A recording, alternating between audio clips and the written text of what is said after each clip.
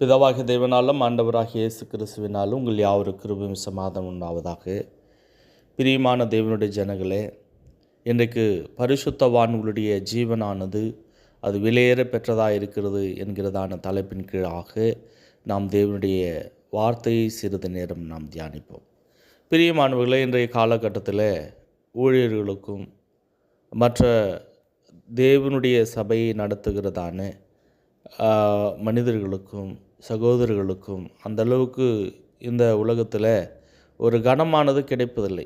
பொதுவாக கிறிஸ்தவர்கள் அவர்கள் அன்பாக இருக்க வேண்டும், அவர்கள் ஒருவரை ஒருவர் கனம் பண்ணுவதிலே முந்திக் கொள்ள வேண்டும் என்கிறதான வசனத்தின் அடிப்படையாக நாம் பார்க்கும் பொழுது, நாம் அந்தளவுக்கு ஒரு ஊழியக்காரருக்கோ இவர் இல்லையானாலும் பரவாயில்ல, இல்லை இந்த சகோதரன் இல்லையானாலும் பரவாயில்ல என்கிறதான ஒரு நிலைமையில் இன்றைக்கி சுயநலமான ஒரு கிறிஸ்தவர்களாக நாம் வாழ்ந்து கொண்டிருக்கிறோம்.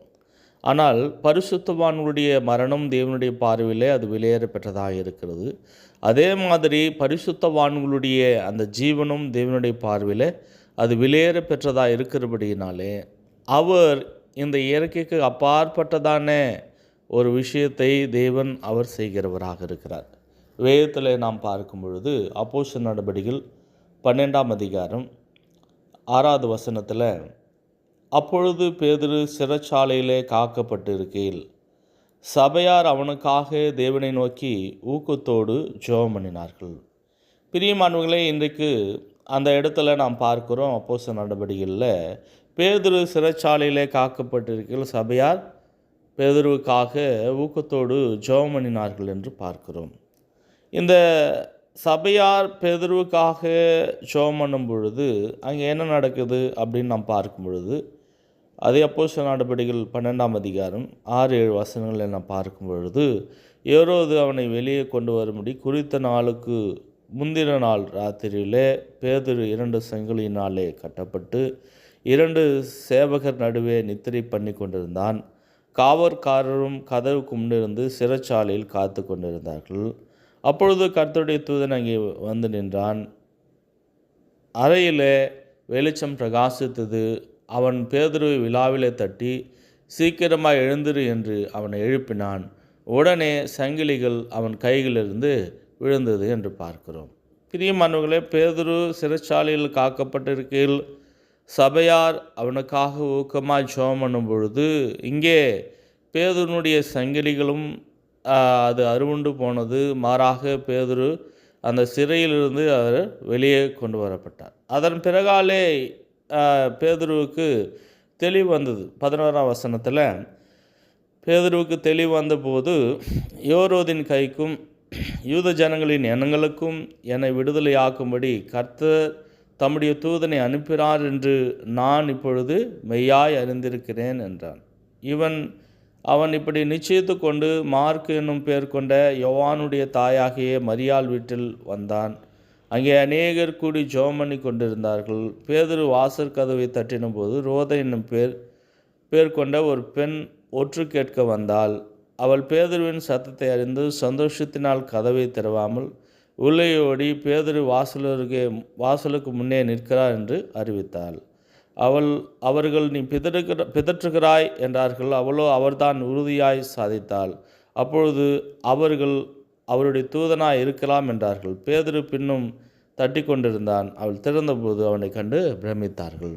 பிரியமானவர்களே, இந்த இடத்துல பேதுருவுக்காக சபையார் பேதுருவுக்காக ஊக்கமாக ஜெபம் பண்ணின பொழுது அங்கே சிறைச்சாலையின் கதவுகளானது அங்கே திறவுண்டு போனது. பிரியமானவர்களே, இந்த நாளில் கூட ஒரு ஊழியக்காரருக்காகவும் ஒரு சகோதரருக்காகவும் ஒரு சுவிசேஷத்தை சொல்கிறதான ஒரு சகோதரருக்காகவும் நாம் ஜெபிக்க வேண்டிய அவசியத்தில் இருக்கிறோம். ஆனால் இன்றைக்கு உலகத்தில் வாழ்கிறதான கிறிஸ்தவர்கள், சபையில் இருக்கிறதான கிறிஸ்தவர்கள் அந்த அளவுக்கு நம்ம ஊழியக்காரருக்கும் இல்லை மற்ற சகோதரருக்கும் இல்லை சுவிசேஷத்தை சொல்கிறதான சகோதரர்களுக்கும் நம்ம கனத்தை செலுத்தாதபடி நம்ம என்ன பண்ணுறோம், நம்ம பாட்டுக்கு நம்ம போய் கொண்டு இருக்கிறோம். அப்போ இன்றைக்கு தேவனுடைய பார்வையிலே விலையேற பெற்றதாக இருக்கிறதானே தேவனுடைய பணி செய்கிறதானே அவருடைய பரிசுத்தவான்கள் ஊழியக்காரர்கள் எந்த அளவுக்கு நம்ம என்ன பண்ணோம், அவருடைய பணியை செய்வதிலும் அவர்களை எந்த அளவுக்கு நாம் கனப்படுத்த முன்வருவதிலும் இருக்க வேண்டிய அவசியத்தில் இருக்கிறோம். ஆனால் இன்றைக்கி என்ன பண்ணால் நிறைய பேர் ஊழியக்காரரை பார்த்து ஒளிந்து கூறுவலாகவும் ஊழியக்காரரை உதாசீனப்படுத்துகிறதான நிலைமையும் இன்றைக்கு சபைகள் இருக்கிறது. பொதுவாக இன்றைக்கு உண்மையாக ஊழியம் செய்களுடைய ஊழியக்காரர்களுடைய மனதானது அது மிகவும் சுத்தமானதாகவும் அது பரிசுத்தமானதாகவும் அவர்கள் இந்த உலகத்தில் வாழ்கிறதான ஜீவனை குறித்து அவர்கள் அஞ்சாதவர்களாக இருக்கிறார்கள். அப்போஸ்தலனாகிய பவுலும் இப்படித்தான் இருக்கிறார். வேதத்தில் நாம் பார்ப்போம். பிலிப்பியர் 1ஆம் அதிகாரம் 21 நாம் பார்க்கும் பொழுது, கிறிஸ்து எனக்கு ஜீவன், சாவு எனக்கு ஆதாயம், ஆகிலும் சரீரத்தில் பிழைத்திருக்கிறதுனாலே என் கிரியைக்கு பலனுண்டாயிருப்பதால் நான் தெரிந்து கொள்ள வேண்டியது இன்னதென்று அறியேன். ஏனெனில் இவ்விரண்டினாலும் நான் நெருக்கப்படுகிறேன். தேகத்தை விட்டு பிரிந்து கிறிஸ்துவுடனே கூட இருக்க எனக்கு ஆசையுண்டு. அது அதிக நன்மையாயிருக்கும். அப்படி இருந்தும் நான் சரீரத்தில் தரித்திருப்பது உங்களுக்கு அதிக அவசியம். இந்த நிச்சயத்தை கொண்டிருந்து நான் மறுபடி உங்களிடத்தில் வருகிறதினால் என்னை குறித்து உங்களுக்கு மகிழ்ச்சி கிறிஸ்து இயேசுவுக்குள் பெருகும்படி உங்கள் விசுவாசத்தின் வர்த்தனைக்காகவும் சந்தோஷத்திற்காகவும் நான் பிழைத்து உங்கள் அனைவரோடு கூட இருப்பேன் என்று அறிந்திருக்கிறேன். பிரியமானவர்களை, இந்த இடத்துல நாம் பார்க்கும்பொழுது அப்போஸ்தலனாகிய அந்த பவுலினுடைய அந்த ஸ்டேட்மெண்ட்டை குறித்து நாம் பார்க்கிறோம். அங்கே அவருடைய வார்த்தை குறித்து நாம் பார்க்கும்பொழுது இந்த உலக வாழ்க்கையானது அவர் அந்த அளவுக்கு பெருசாக தெரில.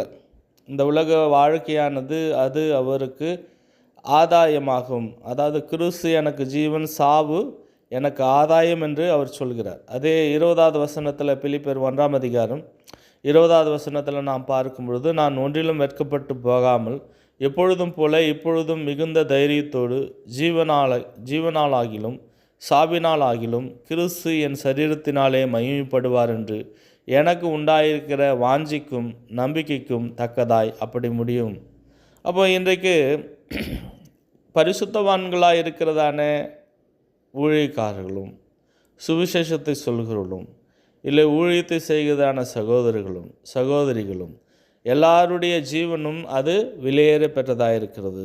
அப்போ இன்றைக்கி எல்லாருமே தேவை என்கிறதான ஒரு நிலைமையில் நாம் இருக்கும் பொழுது நாம் ஒருவருக்காக ஒருவர் ஊக்கமாக ஏகமானதோடு ஜெபிக்கிற அவசியத்தில் இருக்கிறோம். ஒரு சகோதரருக்காக அவர் இடரும் பொழுது நாம் அந்த சகோதரருக்காக ஜெபித்தலும், அந்த சகோதரர் தாழ்ந்து போகும்பொழுது விழுந்து போகும்பொழுது இடரும் பொழுது நாம் அவருக்காக ஊக்கமாய் ஜெபித்தல் அவசியமான ஒன்றாக இருக்கிறது. அது மாத்திரமில்லாமல் அவருடைய ஆயுட்காலங்களுக்காக அவருடைய ஜீவனுக்காக இந்த உலகத்தில் வாழ்கிறதான இந்த பூமிக்குரிய வாழ்க்கைக்காகவும் நாம் ஜெபிக்க வேண்டிய அவசியத்தில் இருக்கிறோம். ஆனால் அது ஊழியக்காருடைய அந்த ஜீவனானது ஊழியக்காருடைய உயிரானது யாருக்கு தேவைப்படுகிறது என்று சொன்னால் அது விசுவாசிகளுக்கு தேவைப்படுகிறபடினாலே அந்த அப்போஸ்தலர் நடவடிக்கைகளில் நம்ம கூட பார்த்தோம். பேதுரு சிறைச்சாலையில் காக்கப்பட்ட சபையால் அவனுக்காக ஊக்கமாய் ஜெபம் பண்ணினார்கள் என்று பார்க்கிறோம். ஆனால் இங்கே பிலிப்பியர் 1ஆம் அதிகாரத்தில் கூட நாம் பார்க்கிறோம், ஏனெனில் இவ்விரண்டினாலும் நான் நெருக்கப்படுகிறேன். தேகத்தை விட்டு பிரிந்து கிறிஸ்துவுடனே கூட இருக்க எனக்கு ஆசையுண்டு. அது அதிக நன்மையாக இருக்கும். அப்போஸ்தலனாகிய பவுல் இந்த உலக வாழ்க்கை குறித்து தானே அந்தளவுக்கு ஒரு பிடிப்பில்லாமல் இருக்கிறாரு. ஆனால் அதே 24வது வசனத்தில் பார்க்கும் பொழுது அப்படி இருந்தும் நான் சரீரத்தில் தரித்திருப்பது உங்களுக்கு அதிக அவசியம். பிரியமானவர்களே, இது யாருக்கு அவசியம்? ஊழியக்காருடைய ஜீவனானது ஊழியக்காருடைய வாழ்க்கையானது யாருக்கு அவசியம்னா அது விசுவாசிகளுக்கு அவசியமாக ஒன்றாக இருக்கிறது. அப்போது இன்றைக்கு ஊழியக்காரர்கள் தான் என்ன பண்ணுறாங்க? விசுவாசிகளை குறித்து தான் அதிகமான பாரத்தையும் அதிகமான கவலையும் கொண்டவர்களாக அவர்களுக்காக அந்த சரீரத்தில் வார்க்கப்பட்டு போகிறவர்களாக இருக்கிறார்கள். ஆனால் விசுவாசிகள் ஊழியக்காரருடைய குடும்பத்தை குறித்தும் ஊழியக்காரருடைய நிலைமையை குறித்தும் அந்தளவுக்கு இந்த நாட்களில் அவர்கள் கவலைப்படுவதில்லை. அதே மாதிரி நல்லா புரிஞ்சுங்க, ஊழியக்காரரும் என்ன பண்ணுறாரு? தன்னுடைய வாழ்க்கை குறித்தான கவலை அவருக்கு இல்லை. மாறாக எப்படி இந்த அப்போஸ்தலனாகிய பவுல் இருக்கிறாரு, அப்படி இருந்தும் நான் சரீரத்தில் தரித்திருப்பது உங்களுக்கு அதிக அவசியம். அப்போ இன்றைக்கு ஊழியக்காருடைய சுகமானது அது யாருக்கு அவசியம்னா அது விசுவாசிகள் தான் அவசியம். ஊழியக்காருடைய சுகம் ஊழியக்காருக்கு அவசியம் இல்லை. ஏனென்னா அவர்கள் எப்படி இருக்கிறார்கள், கிறிஸ்து எனக்கு ஜீவன், சாவு எனக்கு ஆதாயம் என்கிறதான ஒரு நிலைமையில் இருக்கிறார்கள். அது மாத்திரமல்ல, ஏனெனில் இவ்விரண்டினாலும் நான் நெருக்கப்படுகிறேன், தேகத்தை விட்டு பிரிந்து கிறிஸ்துவுடனே கூட இருக்க எனக்கு ஆசையுண்டு, அது அதிக நன்மையாக இருக்கும். இந்த உலகத்தில் அவர்கள் வாழ்கிறதான வாழ்க்கையானது மாறாக இந்த உலகத்தில் படுகிறதான அந்த கஷ்டம் பாடுகளானது அந்த அளவுக்கு என்ன பண்ணுறதில்லை. இந்த உலகத்தில் வாழக்கூடியதான ஒரு அனுகூலமான ஒரு வாழ்வாக அநேக ஊழியக்காரர்கள் இருப்பதில்லை. அதனால்தான் அவங்க என்ன பண்ணுறாங்கன்னா, சீக்கிரமாக அவர்கள் பிரிந்து தேவனிடத்தில் செல்வதற்கும் கிறிஸ்துவுடனே கூட இருப்பதற்கும் அவர்கள் ஆசைப்படுகிறார்கள் பவுலைப் போல. ஆனால் விசுவாசிகள் தான் என்ன பண்ணன்னா, அந்த சபை மக்கள் தான் என்ன பண்ண, ஊழியக்காரருடைய அந்த சுகத்தை விரும்பி அவரை பாதுகாத்து கொள்வதற்கும் அவர்கள் என்ன பண்ண போஷிப்பதற்கும் அவரை உயர்த்துவதற்கும் அவருடைய வார்த்தையிலிருந்து நன்மையான வார்த்தைகளை பெற்றுக்கொள்வதற்கும் அது ஆவலுள்ளவர்களாக இருக்க வேண்டும். அது மாத்திரமல்லாமல் அது அவர்களுக்கு அவசியம் என்று இங்கே அப்போஸ்தலனாகிய பவுல் சொல்கிறார். ஆக பிரியமானவர்களே, இந்த நாளில் நாம் ஒவ்வொருவரும் பரிசுத்தவான்களுக்காக, ஊழியர்களுக்காக, ஊழியத்தை தாங்கிறதான மனிதர்களுக்காக, சுவிசேஷத்தை சொல்கிறவர்களுக்காக இந்த நாளில் எப்படி சபையார் பவுல் பேதுரு சிறைச்சாலையில் காக்கப்பட்டிருக்கிறீர்கள் அவர்கள் ஊக்கமாக ஜெபம் பண்ணார்கள், அது மாதிரி நம்ம கூட என்ன பண்ண ஊக்கமாக ஜெபிப்போம்.